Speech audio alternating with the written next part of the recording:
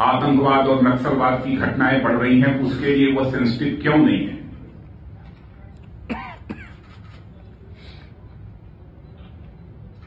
लाखों करोड़ रुपए के भ्रष्टाचार के मामले सामने आए हैं, तो इस इशू को लेकर वह सेंसिटिव क्यों नहीं है?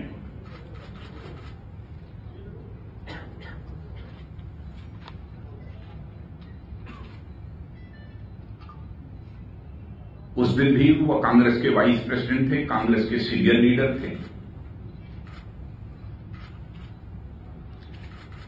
कहां चले गए थे?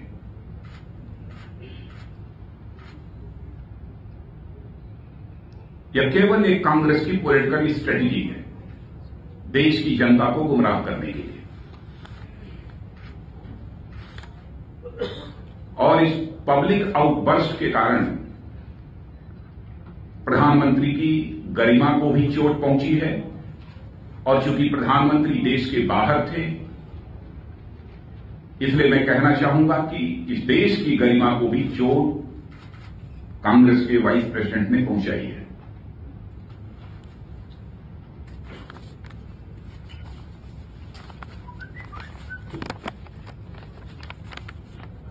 इस देश की सबसे बड़ी कम्युनल पार्टी यदि मैं किसी को मानता हूं तो कांग्रेस को मानता हूं।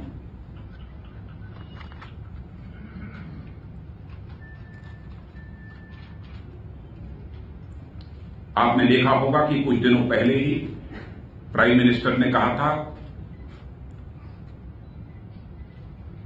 कि Muslims have first right on Indian natural resources.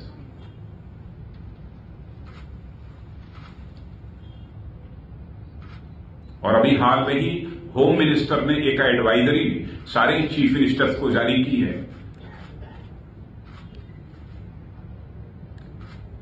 कि मुस्लिम युवकों के ऊपर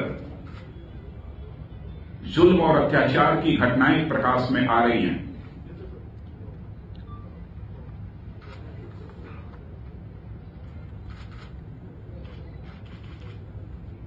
किसी निर्दोष का उत्पीड़न नहीं होना चाहिए। भारतीय जनता पार्टी का मानना है चाहे हिंदू हो, चाहे मुस्लिम हो, चाहे क्रिश्चियन हो, किसी भी निर्दोष का उत्पीड़न नहीं होना चाहिए। कास्ट, क्रीड अथवा रिलीजन के बेसिस पर किसी प्रकार का डिस्क्रिमिनेशन नहीं होना चाहिए।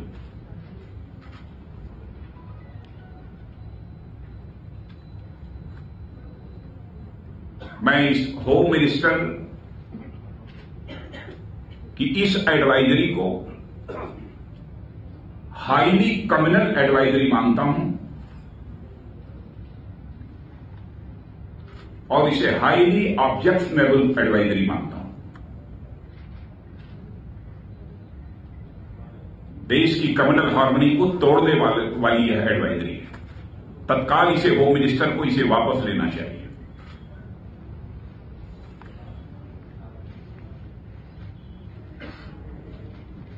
कांग्रेस पार्टी को कम्युनल पॉलिटिकल पार्टी मैंने इसलिए कहा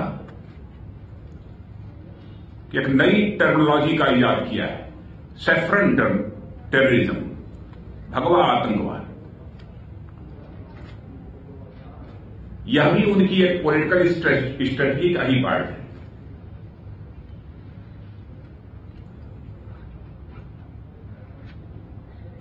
अभी अजमेर ब्लास्ट के एक आरोपी भावेश पटेल ने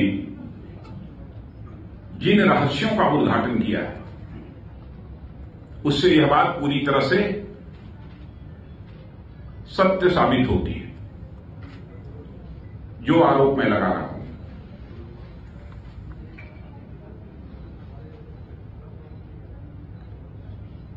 और भावेश पटेल ने जो होम मिनिस्टर और साथ ही साथ 2-3 और सीनियर मिनिस्टर्स के ऊपर जो भी आरोप लगाए हैं, उसकी गंभीरतापूर्वक जांच होनी चाहिए।